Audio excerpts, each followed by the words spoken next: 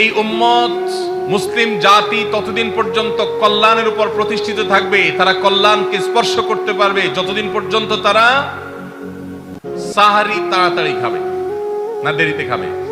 দেরিতে খাবে আর ইফতার তাড়াতাড়ি করবে। তাহলে সাহারি দেরিতে খাওয়া হলো সুন্নাত। আমাদের দেশে গ্রামে অনেক মুরব্বীরা এখনো আছেন, রাত 12টা 1টা 2টা বাজে সাহারি খেয়ে শুয়ে থাকেন। তারা চিন্তা করেন পরে খাইতে গেলে আবার বর্ডার ক্রস হয়ে যায় কিনা, সীমা লঙ্ঘন হয়ে যায় কিনা, রিস্ক নেওয়ার দরকার কি, এই জন্য 12টার সময় খেয়ে রাখি।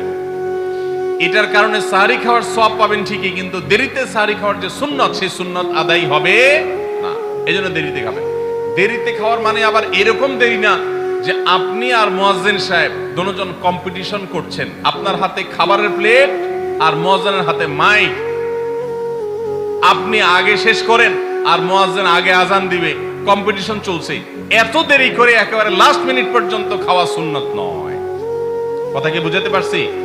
কয়েক মিনিটের গ্যাপ রেখে তারপরে খাবার শেষ করবেন। কারণ নবী করিম সাল্লাল্লাহু আলাইহি ওয়াসাল্লাম সাহরি খেয়ে শেষ করে ফজর নামাজ শুরু করতেন, এর মধ্যে 50টা আয়াত পড়ার মতো গ্যাপ রাখতেন, অর্থাৎ প্রায় 10 মিনিটের মতো একটা গ্যাপ থাকতো। এই জন্য আমরা একটা গ্যাপ রেখে তারপর সাহরি শেষ করব।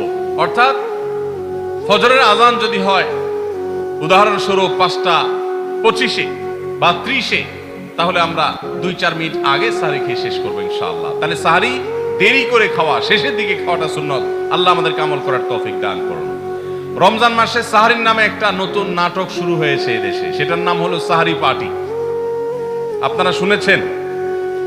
বিশেষ করে শহরের ছেলেফেলেরা, ইউ পোলাপান, তারা আজকাল ভোর রাতে বন্ধু বান্ধব সহ রেস্টুরেন্টে গিয়া সাহরি পার্টির আড্ডা বাইর করছে। শয়তানি এবং ফাইজলামির আর কোনো জায়গা